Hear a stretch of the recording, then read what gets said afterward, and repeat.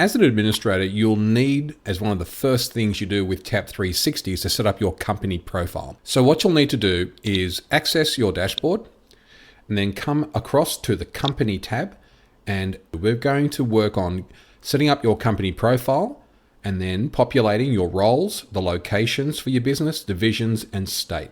Let's start with company profile. Here you'll have the ability to name your company, enter your logo, and to set the administrator's email. So I'm the administrator, and this is the email address for the administrator.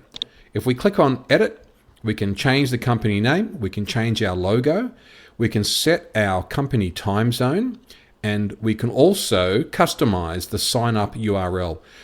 So once you've done that, you'll need to then create the roles for your business.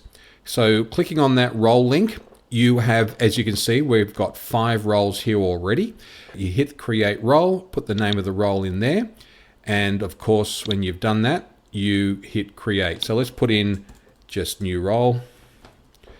We can put a description if you like, hit create. And you'll find that if we look at all roles that's been created, there's new role there. If we'd like in the future to go in and update the name, change the name, we can do that there. And if we'd like to delete that role, we can come across here and we can delete that role. Okay, once you've done that and you've set up all your roles, just make sure that in your organization, if you've got a title for a role called sales consultant, make sure that if you've got different branches, different states and locations, that you try to make sure that you have a single term for each role.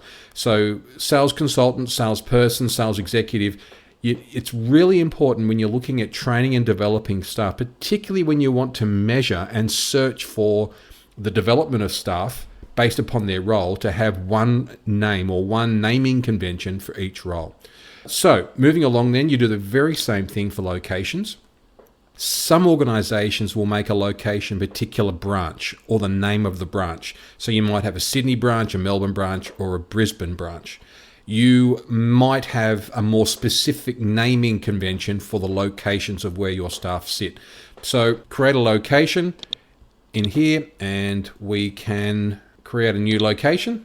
And then you go back to all locations and there you have it.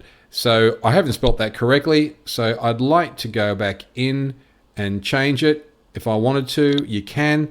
Or again, if you go back to all locations and you don't want it there, you can delete it. Once you've entered in all your locations, you can then enter any divisions you might have. Again, administration, sales, service, you might have a production division, for example. And of course, you do the very same for states.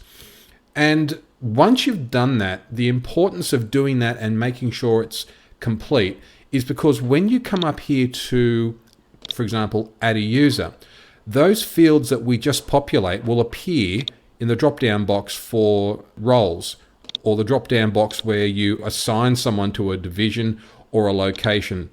Okay, that's how you set up your company profile.